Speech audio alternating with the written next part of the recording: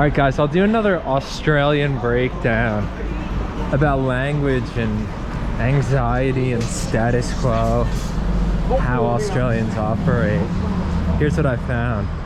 The people who use those very kind of typical Australian phrases, the stereotypical phrases of easy as and no worries and no dramas, happy days, those people I think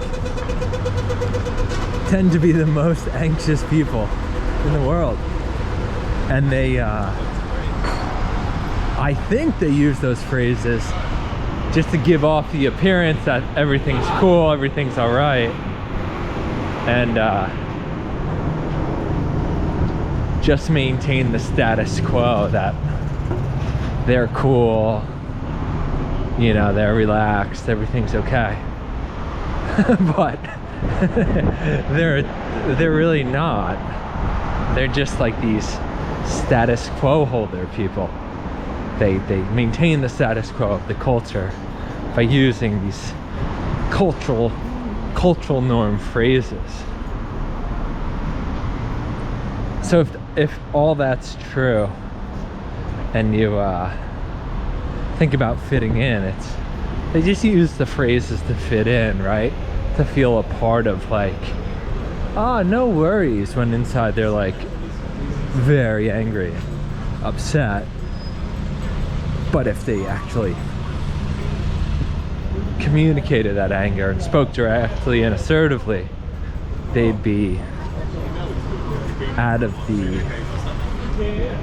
status quo. They'd be in conflict with status quo, and they wouldn't be part of the group anymore, and they'd be taking a risk because they'd be being an individual on their own, rejecting the status quo. Essentially, they're asserting their feelings.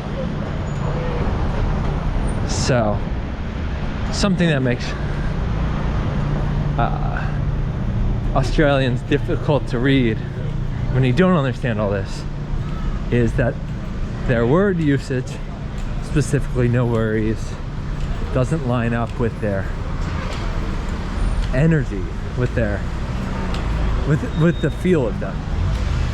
And that's because there's inconsistencies.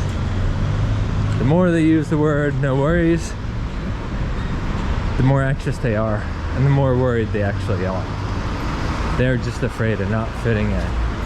Therefore, people who use those words the most are the most insecure. Those who use it the least and who are more direct and to the point and are emotionally honest are the most secure. That's the difference.